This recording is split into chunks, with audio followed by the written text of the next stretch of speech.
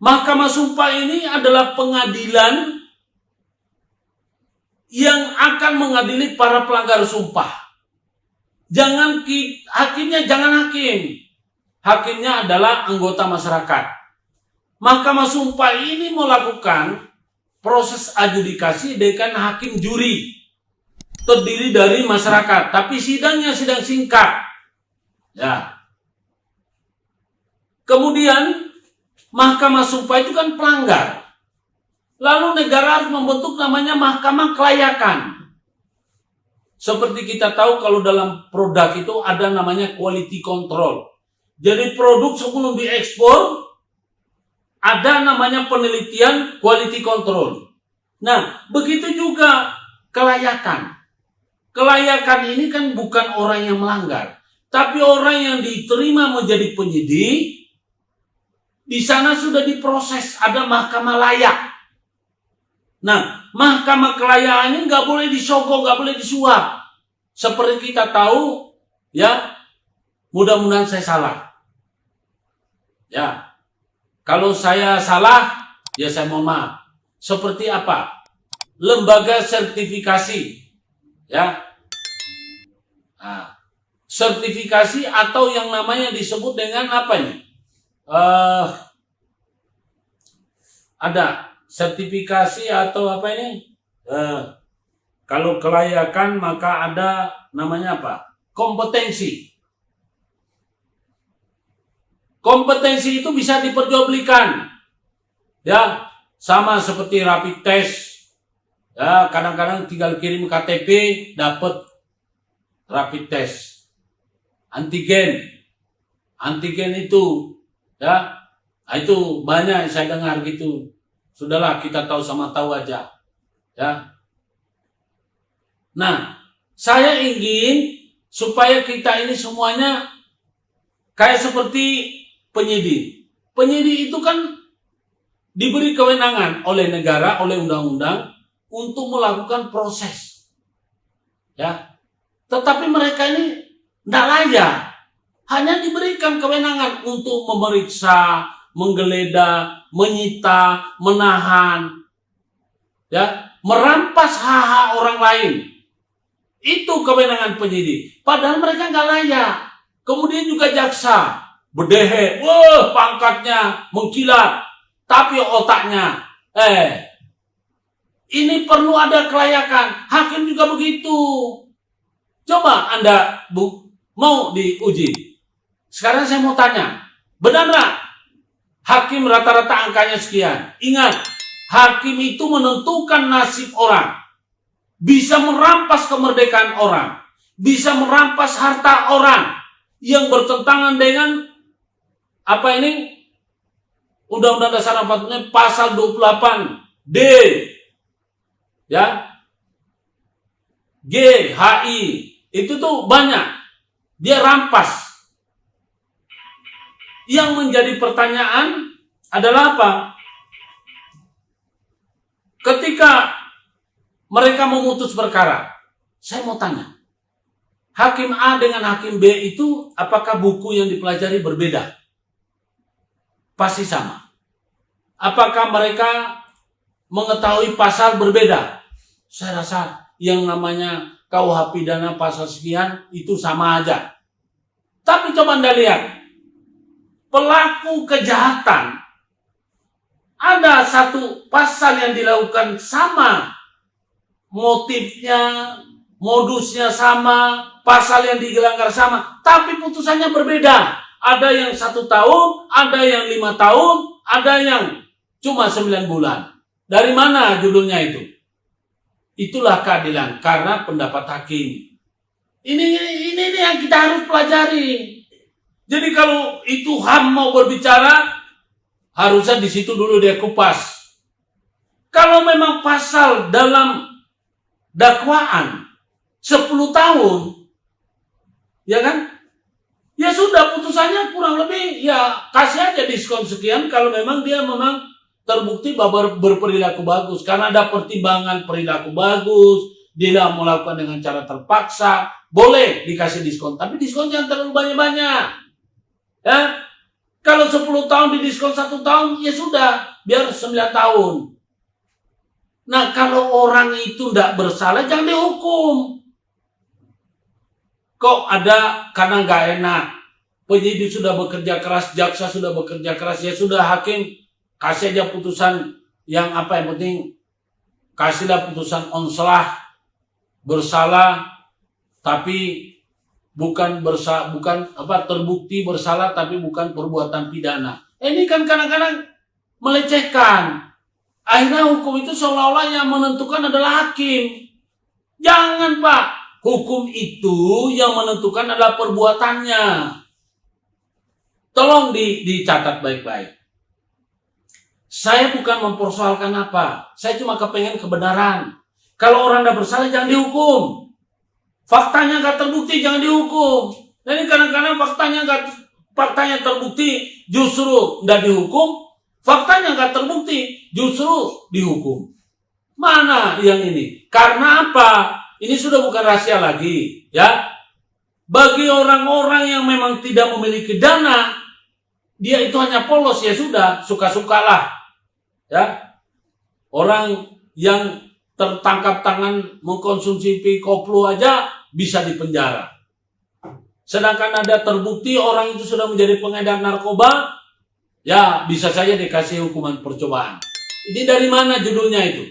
Ya, jadi mohon diingat kepada bapak-bapak mulai dari penyidik, kejaksaan, kemudian hakim. Bapak ingat, ya, hidup ini karma.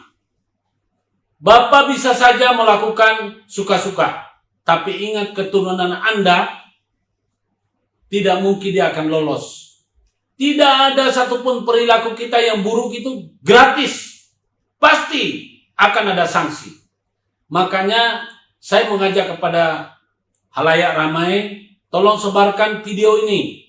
Ya, share video edukasi yang tidak memihak kemanapun, yang tidak menyerang siapapun, hanya memberikan kita edukasi. Ya, bagi Anda yang menginginkan kedamaian, mari kita belajar hukum positif, terutama yang namanya asas legalitas. Asas legalitas ini penting, baik pidana, perdata maupun tata usaha negara itu kembali kepada apa sebetulnya yang terjadi. Ya.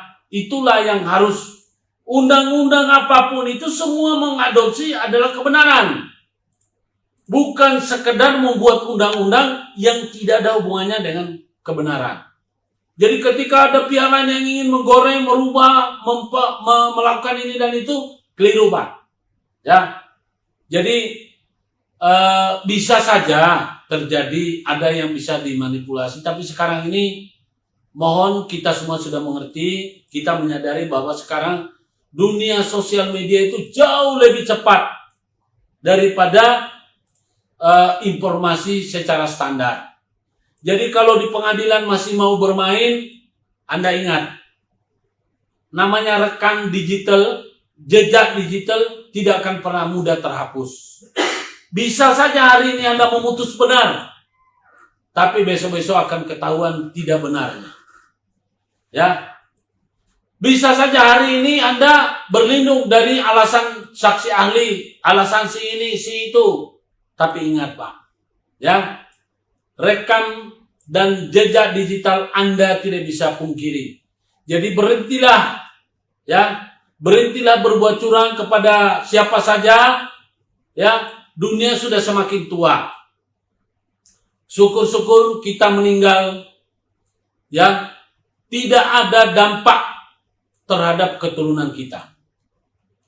Kalau kita masih hidup saja, kemudian kita melihat karma jatuh kepada keluarga kita, kita bisa menangis, hanya bisa menyesal. Bagaimana kalau kita sudah jadi mayat? Tidak bisa, Pak, kita bertobat. Jadi, saya tidak mengatakan bahwa Anda bersalah, tapi kurangilah. Ya, sadarlah bahwa zaman sekarang ini sudah berbeda dengan zaman dahulu. Ya, kalau ada orang yang bilang begini, dia zamannya itu dia bisa begini, keliru, Pak. Ya, saya pernah mendengar dari entah itu benar atau itu hoax. Bahwa ada mantan presiden yang menyoroti tentang keadaan sekarang ini. Menyoroti soal utang pemerintahan saat ini. Itu menurut saya tidak elok, Pak. Jadi sebelum kita menyoroti pihak lain, kita ngaca, bercermin. Prestasi apa yang kita buat? Saya tidak membela pemerintah sekarang ini. Tidak. Cuma kalau saya lihat faktanya, berangkat ke Jakarta dari Surabaya, jalan kita infrastrukturnya itu sudah beres, lancar, aman, terkendali. Kita kemana-mana, Anda pergi ke stasiun kereta, keretanya stasiunnya bersih. Naik kereta, keretanya semua nggak ada yang nggak ber-AC. Naik kapal, ya, terminal pelabuhan, semua bersih, semua bagus. Ya, berlomba-lomba untuk menunjukkan kebaikan. Ya, saya tidak memuji, saya ini bicara kebenaran. Takut saya memuji karena kenapa? Bisa jadi saya puji, saya nggak dapat apa-apa, malah saya dicari-cari, saya dilecehkan. Saya bicara apa adanya. Saya naik pesawat, ya, di stasiun di bandara itu kita lihat, waduh hebat, mantap. Ya, kereta api di Sulawesi Selatan, di Sulawesi itu sudah ada. Zamannya presiden yang ngoceh-ngoceh ini nggak pernah ada. Dan saya tidak melihat ada gedung yang mangkrak di zaman pemerintah sekarang. Tapi zaman sebelumnya banyak bangunan yang mangkrak. Makanya kalau ada yang, saya ini cuma prihatin. Maksud saya sudahlah, kita jangan membuka borok sendiri. Karena kenapa? Ketika Anda menceritakan kejelekan orang lain, yang orang lihat itu kejelekanmu. Ya, keburukanmu. Sudahlah, kalau sudah selesai waktunya, tolong janganlah menyerang-nyerang orang lain. Supaya kami ini gak bingung. Saya ini, sejak masih pemerintahan Soeharto, saya sudah jadi dewasa. Saya tahu persis zaman pemerintahan Soeharto, peralihan dari Pak Soeharto kepada B.J. Habibie, dari B.J. Habibie kepada kepada Gus Dur, dari Gus Dur kepada Megawati, dari Megawati kepada SBY, saya tahu, dari SBY kepada Jokowi, saya ngerti. Jadi gak perlu saya diceritain, saya menjadi saksi. Ya, bahkan sebelum saya jadi pengacara, saya punya duit dulu itu 800.000 US. Karena sebagai anak negeri, saya dibujuk untuk mencairkan dolar saya 800.000 dicairkan ke rupiah. Bapak tahu saya cairkan berapa? Nilainya cuma 2.300 per dolar. Setelah 5 bulan kemudian, dolar itu menjadi 17.000. Saya itu menyesal. Saya sedih, saya stres. Karena apa? Uang saya hilang. Setelah saya pikir-pikir, saya tidak punya uang yang hilang. Uang saya nggak hilang. Karena saya tidak berdasarkan asas legalitas. Ya, saya ingin mendapatkan kekayaan dengan cara yang nggak wajar. Akhirnya saya tenang. Jadi, tolong Pak, jangan kita membuka borok sendiri. Kadang-kadang kalau kita melempar air itu kena di muka sendiri. Ya, jadi mohon kepada siapa saja yang sedang lagi kampanye menjelek-jelekan pihak lain, sebisa mungkin kita bercermin dulu, ngaca dulu. Apa kehebatan kita? Apa prestasi kita? Kalau Anda berprestasi, anggaplah itu amal ibadah Anda untuk hari kemudian. Tapi kalau Anda tidak punya prestasi, bisanya nyorotin orang lain.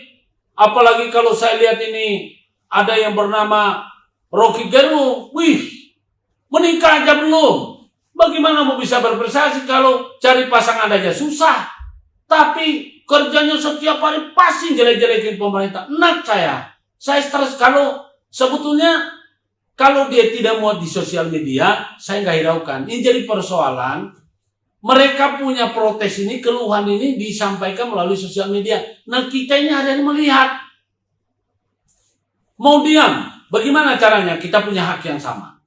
Sementara mereka ngoceh. Sebetulnya, Anda kalau ada keluhan, silakan Anda sampaikan secara proporsi. Berikan kritik dengan ada satu usul yang baik. tapi tidak tendensius. Hari-hari menyerang, padahal kita berada di negeri Indonesia. Kalau Anda tidak suka dengan negara Indonesia, atau tidak suka presidennya, atau tidak suka pemerintahnya, Anda silakan pergi.